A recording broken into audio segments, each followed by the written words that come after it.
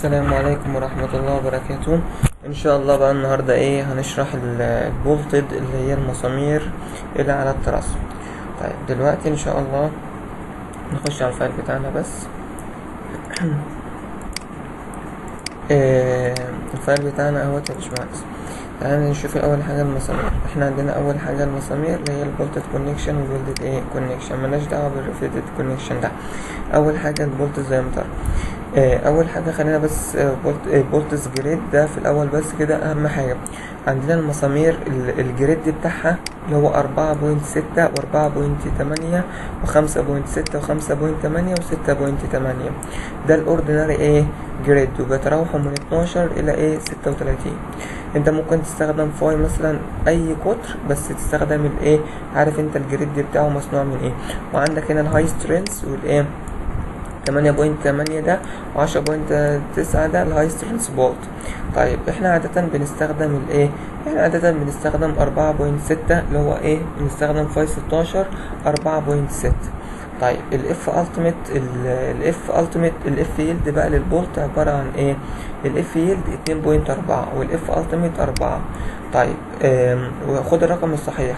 طب هنا 4.8 الاف يلد بتاعته 3.20، الاف التيميت كام؟ 4. طيب يعني لو جريد 4.6 يتنطق ازاي؟ يبقى الجريد 4.6 ده الاف يلد 2.4 ماشي، والاف التيميت 4. يبقى اول ما نقول مسمار جريد 4.6 يبقى احنا عارفين ان الاف التيميت بتاعته بكام؟ ب4، وان الاف يلد بكام؟ ب2.4. طيب تمام. وهنا برضو كذلك اهو قطر 20 جريد كام؟ 4.6. لو جريد 4.6 يبقى الاف التيميت بتاعته معروفة والاف يلد بتاعته معروفة. طيب تمام. ودي المسامير العادية اللي احنا قلنا العادية هي الاورديناري كله ما عدا الهاي سترينث 10.9 8 كام؟ 8 يا باشمهندس. طيب احنا دلوقتي لما يكون احنا عندنا المسامير بتأثر على قوتين. اول قوة اللي هي قوة يا باشمهندس؟ قوة القص. طيب لما نيجي نتكلم عن قوة القص يا باشمهندس بنلاقي ان في في فورس بتشد الناحية دي اهي، وفي فورس برضو بتشد الناحية دي. يبقى انا عندي الانجل اهي، في فورس بتشد الناحية دي وفورس بتشد الناحية دي، بتولد هنا مستوى انهيار. مستوى الانهيار دوت يا باشمهندس اسمه مستوى قص، انهيار قص. تمام. يبقى ده اسمه ار سنجل شير. وده لو عندي كده لو انا عندي انجل كده بالشكل دوت خلاص مربوطة مثلا ببليتة لأي سبب من الأسباب، فأنا عندي هنا قوة وهنا قوة. القوة دي بتشد لفوق والقوة دي بتشد لتحت، بتولد مستوى انهيار هنا اللي هو دوت. مستوى الانهيار ده يا باشمهندس، مستوى الانهيار دوت يا باشمهندس مستوى واحد، فقلنا سميناه الار سنجل شير، عبارة عن الاريا في الكيو بي. الاريا هنا باي في الفاي تربيع على 4. تمام. والكيو بي هنا لو هنستخدم جريد 4.6 ودي اللي هنستخدمها يبقى عبارة عن 0.25 في الاف التيميت للبولت. طيب تعالى بقى وعندنا برضو اللي هو الالوبل شير، عبارة عن البيرنج ان بليت. ده اللي هو بقى سوري ده في البليت بقى عبارة عن الار بيرنج، عبارة عن الفاي في التي مينيمم في الاف التيميت للبولت. طيب تمام. الاف بي مش الاف التيميت للبولت، سوري، الفاي في التي مينيمم في الاف بي. الاف بي دي لها قانون اهو، قال لك الاف بي دي عبارة بقى عن الفاي في الاف التيميت اللي هنا بقى للبولت. الفاي في الاف الالفا سوري في الاف التيميت للستيل مش للبولت. الاف التيميت للبولت الوحيدة اللي هي دي الاف التيميت للبولت، دي الاف التيميت للبولت بس. اما لما نيجي نستخدم البيرنج للبليت، طالما بستخدم بليت يبقى اف التيميت للستيل ذات نفسه مش للبولت. طيب عادة احنا نعوض بالالفا دي ب0.8 من 10 اللي هي عبارة عن 2 القطر، او ممكن اعوض عليها 0.6 من 10 وانا استخدم الايدج ماشي 1.5 البيتش الايدج اللي هي عبارة عن كام؟ 1.5 القطر، واستخدم البيتش 3 القطر. اما لو انا استخدم 0.8 فانا استخدم 2 القطر. تمام. تعالى احنا نستخدم عشان نبقى عارفين نستخدم 1.5 القطر على طول. خلاص. طيب وبعد كده بقى اصبح عند الار سنجل شير وعند الار بيرنج ايه. احنا اتكلمنا عن الاف بي وقلنا بوينت 8 من 10 في الاف التيميت للايه للستيل، ومعانا فاي في التي مينيموم. الفاي ده عباره عن ايه يا باشمهندس؟ الفاي ده اللي هو الايه قطر المسامير اللي بنستخدمها، والتي مينيموم ده اقل تي. يعني انا لو مستخدم بليتا وانجل اخد اقل تي في الاثنين. تمام تمام كده. طيب بقى معايا الفورس، تمام، ومعايا ايه، واستخدم الار ليست بين الاتنين دول، بين دوت الار سنجل شير والار بيرنج، وايه وبعد ما استخدمهم ابدا ايه اجيب الان عدد المسامير. هنا بقى لو عندك اكتر من زاويه، يعني مثلا لو عندي زاويتين لو عندي زاويتين وفي وسطهم بليت، فاصبح عندي الفورس دي بتشد كده ودي بتشد كده، اف على الاتنين واف على الاتنين، عشان المحصله دي كلها تبقى اف والمحصله دي كلها تبقى اف. تمام كده اصبح ايه بقى عندي مستويين قص، مستوى القص الاولاني بقى هنا والمستوى القص التاني بقى هنا. تمام يا باشمهندس، تمام والحمد لله. فاصبح بدل ما ار يبقى 2. خلاص تمام. تعالى بقى الاف التيميت اللي احنا قلنا خلاص عندنا الفاي في التي مينيموم في الاف بي، وقلنا الاف بي بوينت 8 من 10 في الاف التيميت للايه للبليت. تعالى بقى نشوف الاف التيميت للبليت بيساوي كام، اللي هي عباره عن 3 بوينت كام 6 لل 37 4.4 للايه لل 44 5.2. اكننا بنقسم على ال 10. ده الاف التيميت اصلا للستيل اللي احنا قلناه في اول ايه محاضره. طيب تمام كده.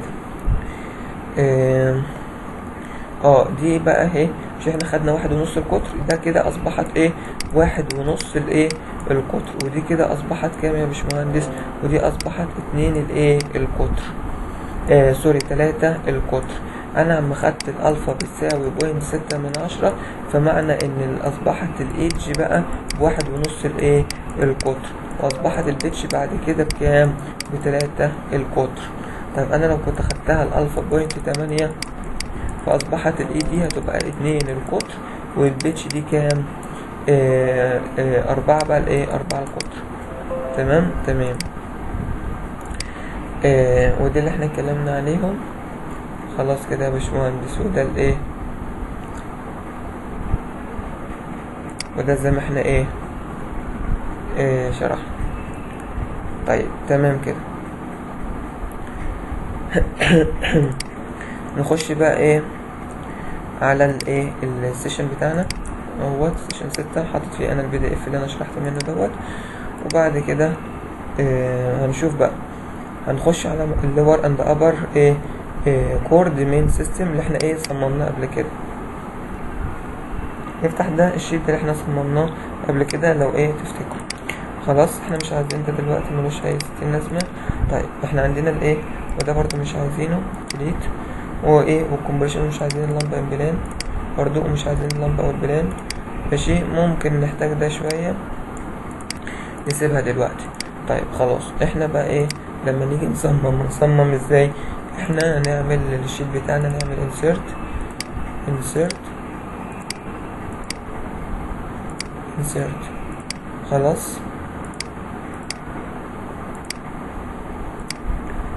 ونيجي هنا كده يا باشمهندس ايه عشان نعمل شيت نضيف، ونكتب هنا بقى الايه نكتب هنا كده نعمل مارج اند سنتر كده، ونقول مارج اند ايه سنتر. وممكن برضو هنا اهوت كده في الحته دي كده نعمل ايه برضو ايه مارج اند سنتر في الحته دي كده. ونيجي هنا اهوت ونيجي من هنا يا باشمهندس ونقول ايه لاين ستايل ونختار ده. ومن هنا يا باشمهندس برضو ونقول له ايه دروب بوردر جريد، ويعمل لي ده كده ويعمل لي ده كده. تمام، ونيجي هنا بقى نكتب احنا عندنا ايه الار سنجل ايه شير، ونقول احنا عندنا والله يا باشمهندس ار سنجل شير، والار سنجل شير دي ليها قانون. احنا قلنا الايه عباره عن الان عدد مستويات القص، وكده كده عدد مستويات القص هنا 2، لان انا هنا في اللور اند ابر، واللور والابر مصممينهم مستويين ايه مصممينهم تو انجل، يبقى مستويين قص، يبقى 2 في الاريا اللي هي عباره عن باي ماشي في الدي تربيع، الباي في الدي تربيع تمام على الايه باي في الدي تربيع. تمام، يبقى كمان نضرب في دي ونقسم على 4 ونقفل في القوس هنا ونقفل ايه في قوس هنا، يبقى الاريا باي في دي تربيع على الايه على الاربعة. تمام، ده كده الاريا مضروبة في الايه يا باشمهندس، مضروبة في الاف التيميت للايه للبولت. طيب الاف التيميت للبولت بيساوي كام؟ 0.25 في الاف التيميت للايه للبولت، اللي هو بيساوي كام؟ احنا نستخدم ممكن نكتبها على طول ونعملها ايه معادلة، وده ممكن برضو ايه نعمله ايه معادلة عشان لو احتاجنا ممكن بقى ده يبقى شيت بالنسبة لنا بعد كده يعني. احنا عندنا الان مستويات القص، مستويات القص كام مستوى قص يا باشمهندس؟ مستويين. انزل تحت عندك الدي القطر، الدي قد ايه يا باشمهندس؟ وهنستخدم فاي 16 يعني 1.5 سنتيمتر. طيب انزل تحت معاك الاف ايه، معاك الاف التيميت يا باشمهندس. طيب الاف التيميت للبولت اللي هو فاي 16 كام؟ لسه قايلينها، عبارة عن ايه 4. طيب هتيجي هنا تعمل ايه انسيرت كمان، ماشي، ونيجي هنا اهوت كده ونعمل ايه مارج اند سنتر، ونكتب هنا الايه بقى الار دبل شير، مش ار سنجل شير بقى لانها مستويين قص. تمام تمام. وهنا برضو ممكن برضو نحط ايه الدي هنا، ونروح جايين عاملين هنا ايه مارج اند سنتر، ونيجي هنا ونقول يساوي، نبدأ نعمل المعادلة بتاعتنا عبارة عن ان بقى اللي هو عدد مستويات القص. تمام، ده ان عدد المستويات القص في افتح قوس يا باشمهندس 3.14 في الدي تربيع، ادي الدي تربيع دي في دي كمان مرة، واقفل الايه القوس، اقسم على الاربعة واقفل القوس. تمام، واضرب بقى في ايه بقى واضرب في 0.25، واضرب بعد كده في كام؟ في الاربعة. تمام، وقول لي انتر، طلعت بكام؟ ب4. نيجي هنا نخليها بالايه باللون الاحمر ده، خلاص، ونيجي هنا ونخلي ده كده باللون ده كده، ونقول هنا الايه الار بي رينج يا باشمهندس. تمام، الار ايه الار بيرنج، الار بي بيساوي الار بيرنج بيساوي الايه القطر باي الفاي في الدي تربيع، الفاي اسف الباي الفاي في التي مينيمم، ماشي، في الاف ايه في الاف بي. طيب بالمرة احنا قلنا الاف بي هناخدها بكام؟ ب0.6 يا باشمهندس، ما تنساش نضربها في الايه في الاف التيميت للستيل. طيب الاف التيميت للستيل بتاع الحديد الاف التيميت للستيل اللي هو الستيل 37 عبارة عن 3.6 عشان ما ننساش بس. يبقى معاك هنا الدي يا باشمهندس بكام؟ 1.6. طيب التي مينيمم يا باشمهندس، والله يا باشمهندس التي مينيمم هناخد التي مينيمم هنا كام؟ التي مينيمم 8، عندنا 8 وعندنا ايه 7. تمام، هنستخدم الاول التي مينيمم 8، وعندنا برضو يبقى هنا برضو ايه تي مينيمم 7 برضو، خلاص. يبقى عندنا تي مينيمم 8 و7. تمام، 8 لللور وال7 للايه للابر. طيب التي مينيمم تاني معانا الدي والتي مينيمم. تمام تمام، بس ما عادش معانا تاني. هنقول بقى الايه ماشي، ممكن نقول الاف التيميت للبول، الاف التيميت للستيل، الاف التيميت للستيل عبارة عن كام؟ 3.6. ونقول هنا ايه الاف التيميت للستيل ماشي، في الاف التيميت للايه يا باشمهندس الستيل، ممكن هنا ستيل، خلاص. طيب عبارة عن 3.6، ونيجي هنا نقول بقى يساوي عبارة عن سوري نقول بقى لنا الار بيرنج يساوي ايه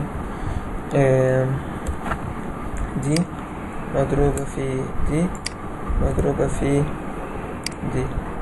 طيب مضروبة في ايه تاني؟ احنا ضربنا الدي في التي مينيمم في الاف التيميت للبليت، نضرب فيه 6/10. تمام تمام، يبقى في ايه غلط الدي في تي مينيمم، الغلط عند التي مينيمم انا شغال بالسنتي، يبقى 0.8 انتر. يبقى دي برضو ايه يبقى كده، ودي كده، ودي برضو ايه بالشكل الجميل دوت، ونروح جايين ايه طالعين ده كده. طيب ونعمل كروس ويندو، خلاص. طيب تمام، هنيجي هنا بقى ونقول ايه يا باشمهندس، ونقول حاجة جميلة جدا، ونقول هنا بقى الايه الفورس ايه فورس كومبريشن، الاف ايه كومبريشن، مش اشمعنى انا خدت الاف كومبريشن؟ لان الاف كومبريشن هي الوحيده اللي بالسالب، فانا عايز احولها لموجب، اقول يساوي ابس افتح قوس خد القيمه دي واقفل القوس، انت هتبقى بالموجب. طيب هتقول انت بقى يساوي الان عدد المسامير، بيساوي عدد المسامير بيساوي ايه يا باشمهندس؟ الماكس بين دوت وكوما ودوت واقفل. خلاص، لو هو الماكس من الفورس، مش احنا قلنا الفورس على الار ليست، على الار ليست بقى يبقى المينيمم هنا بين دوت تمام وكوما وايه ودوت، واقفل القوس واعمل انتر. خلي دي معلش مارج اند سنتر، خلي دي برضو مارج اند سنتر عشان تبقى واحدة. ماشي. وهتيجي هنا بقى تعمل علامة الدولار ان دي هتبقى ثابتة، وهتبقى شيفت ايه بقى يا باشمهندس؟ شيفت 4 بين السي هنا بين الرمز، شيفت كام؟ 4، وهنا برضو شيفت 4، وهنا شيفت 4 وتقول لي انتر. خلاص. طيب هنا ده كده تكتين لتحت، انزل لتحت خالص. خلاص تمام. وتعالى هنا يساوي، ممكن ندخل فيها سيلينج بقى، بنقول سيلينج تمام، سيلينج، وننزل تحت ونعمل ايه، ونضغط على تاب ونفتح كمان قوس، ونقفل القوس بتاع سيلينج ونعمل ايه، كوما، وقربها لي اقرب 1 من 10، قول لي اوكي.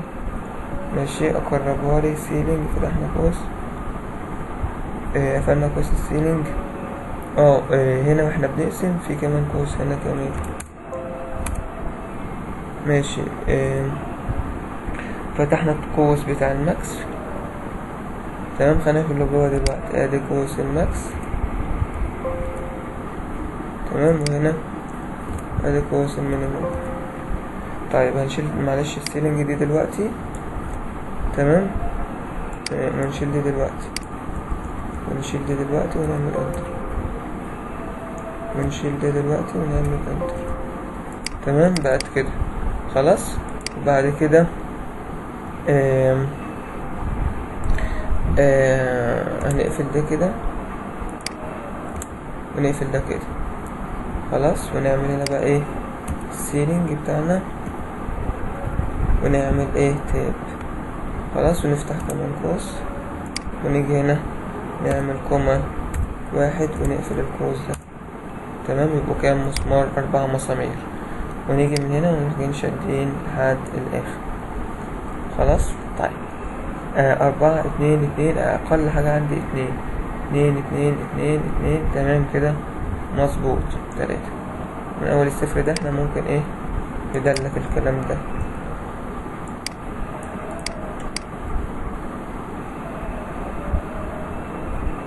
ديليت. خلاص. وده ممكن برضو ندلت الايه الاصفار دي ملهاش لازمة تمام اهي.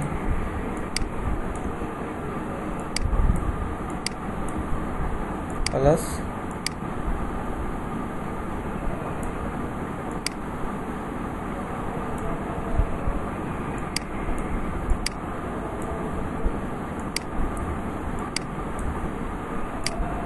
تمام كده. يبقى احنا كده طلعنا الان عدد الايه المسامير يا باشمهندس، ودي الانجل، وده الكلام ده كله. طيب تعالى هنا، لو انت بقى عايز تدقق مش هتطلع برضو ايه اكتر، فاحنا ممكن برضو لو انت عايز تدقق تشد دي كده ماشي، بس دي معادلة سوري، هتشد دي كده تعمل هنا مارج اند سنتر، يبقى جاي شادد دي كده تمام، وتفتح دي وتاخد دي بس تنقلها من ايه، فتقف كده في علامة الموف. ماشي. دي هتبقى كده، ودي هتبقى كده.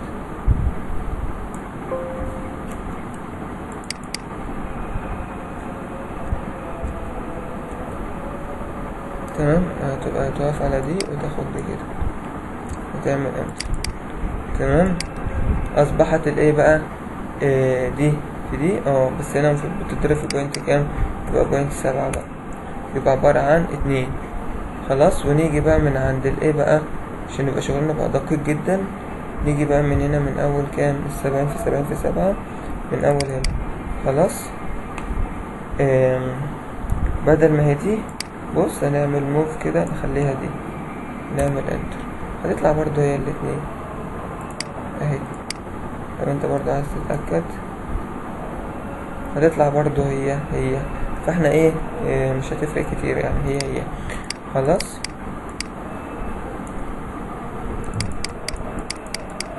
تمام كده. يبقى ده كده احنا خلصنا الشيت وطلعنا عدد الايه الان، عدد المسامير في كل انجل، ونسيف الشيت ده بقى. خلاص. هنروح بقى نعمل نفس الشيت دوت، بس هنعمله في ايه؟ هنعمله في الفيرتيكال اند دايجونال بقى. تعالى نعمله. هنروح هنا للسيشن كان كام؟ سيشن 4 كان فين اهوت. وناخد دوت ونعمله ايه؟ كوبي. ونروح السيشن اللي احنا فيه هو سيشن 6 بتاع البولتد، ونقول له باست ونعمل له ايه ونفتحه. تمام يا باشمهندس. طبعا احنا الفورسز دي مش عايزينها بقى دلوقتي، وهنتنشن كنترول زد لانها معتمدة عليها للاسف. طيب دي مش عايزينها ديليت، ودي برضو مش عايزينها ديليت، والانجلز والستار شيب برضو مش عايزينها لانها هتصمم 1 انجل. سيبها. تبقى هنا 70 في 70 في 7. تمام. لان انا مش عايز بقى، انا بصمم ايه؟ انا بصمم مسامير مش بصمم قطعات. 70 في 70 في 7. واجي هنا واعمل ده ديليت. خلاص. طيب واجي هنا بقى يا باشمهندس نفس نعيد القاعدة بقى. خلاص انا كده خلصت، بس اللي يفرق ان مستوى قص واحد، وتقول لي insert. يلا بقى بسرعة insert. تمام. هعمل القوانين وبعد كده ايه نرجع تاني في الفيديو ان شاء الله. كتبنا القوانين. نقول بقى هنا ايه ال N، بعد كده ال D، بعد كده ال F ultimate للايه البولت.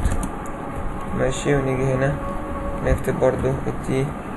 ماشي. وال T minimum، وهنا ال T minimum وال F ultimate ال ST. يبدأ نملى الكلام ده. معنا 1.6. معنا التي مينيمم بكام يا باشمهندس؟ شوف هنا هتلاقي أقل تي مينيمم ب10 مليمتر يعني ب1 سنتي. تمام. يعني هنا 10 مليمتر 1 يعني سنتي. طيب الاف التيميت للستيل عبارة عن 3.6. الان هنا مستوى تقص ب1، الدي ب1.6. الاف التيميت للبولت عبارة عن 4. ماشي. بنعمل هنا مارج اند سنتر. الله اكبر الله اكبر.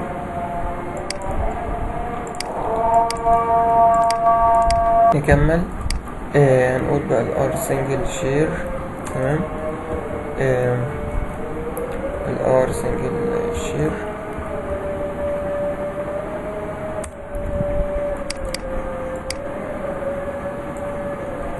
تمام بيساوي ايه بقى الار سنجل شير؟ نساوي المعادلة دي بقى بيساوي ال N عدد مستويات القص مضروبة في افتح قوس 3.14 مضروبة في ال D اللي هي دي مضروبة في برضو ال D دي. ماشي. باي دي تربيع على 4 باي دي تربيع على 4 في 25 في كام؟ في لف التيميت للبولت. طيب باي دي تربيع على 4. تمام. انتر. المفروض يقول لك اقفل بقوس. طيب هنا يساوي هنا الار بيرنج. تمام. هنا يساوي دي مضروبة في تي مينيمم مضروبة في 3.6 مضروبة في 6/10. تمام. اهم حاجة بس ما تنساش ان هنا في 6/10. تعالى نشوف التانية احنا ضربنا فيها ب6/10. 10 ولا ايه؟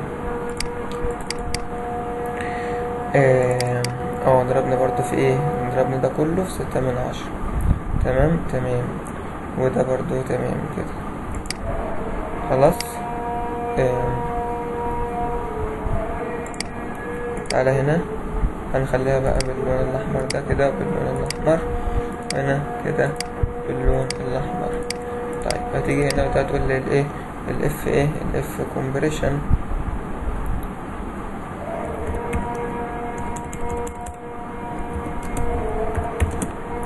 هتساوي ابس، افتح قوس يا باشمهندس، خد الايه خد القيمة السالبة خليها موجبة وايه وتنزل تحت كده لحد الاخر يا باشمهندس.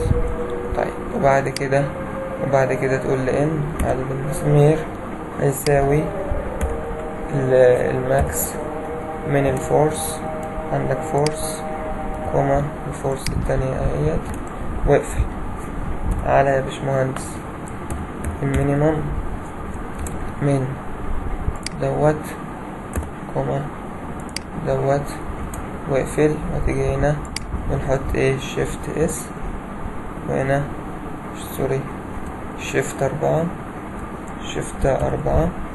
ونعمل هنا شيفت 4 ونعمل هنا شيفت 4 ونعمل هنا شيفت 4 وتقول لي انتر. ماشي. ونيجي هنا نعمل هنا سيلينج سي ال. تمام. وننزل تحت نضغط على تاب ونفتح الكلام ده كله بقوس. تمام. ونعمل كوما 1 سوري نقفل بقوس الأول، بعد كده نعمل كوما 1 وبعد كده تقريب الأقرب 1 5 مسامير.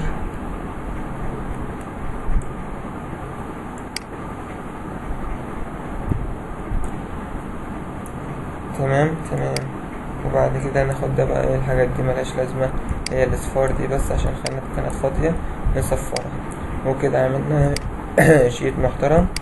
احطه بقى في الايه في النوتة الحسابية بتاعتي. تمام يا باشمهندس، عشان ايه النوتة الحسابية هتبقى محتاجينها جدا. تمام. الحمد لله كده رب العالمين. ممكن بقى انا لو مثلا الان دي معادلة، تمام، ممكن اخليها باللون الاحمر، وهنا مثلا باللون الاحمر، فكنت اعملها من البداية. خلاص. تمام. ممكن اعمل ده كده كله واختار اللون الاحمر، بحيث ان الكتابة باللون الاحمر ودوت كده ودوت بالشكل ده. خلاص. سيفناه. نطلع برا بقى عندنا الفيرتيكال اند كولوم، تعمل رينيم فيرتيكال اند كولوم وتعمل هنا بولتد، وتقول له انتر وتعمل هنا رينيم يا باشمهندس، وتعمل هنا بولتد، تقول لي انتر. خلصنا الكلام ده الحمد لله رب العالمين وسيفناه. لو انا خدت من ده كده كوبي، طلعت بره وعملت له بيست. تمام يا باشمهندس. وجيت هنا وقلت convert to PDF، قلت عادي فتحته. تمام. ممكن بقى اما اجي اعمل فايل هنا، ارجع فايل واقول له save as. تمام. في اي حته بقى الكمبيوتر ديسكتوب مثلا. ماشي. وعايزين نسيفه طبعا، هنا في تسييف هنا في البي دي اف، ممكن نسيفه بي دي اف، نضغط على دي ونقول سيف. ماشي. هيفتح معانا بدل ما فتح معانا بي دي اف. تمام. فتح معانا بي دي اف. وايه اللي موجود بقى في البي دي اف؟ الار سنجل الشير الجميله بتاعتنا. تمام.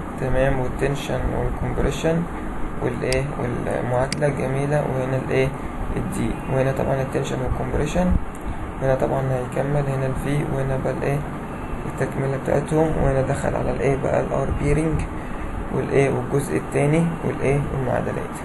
تمام. ممكن انا لو كبرت شويه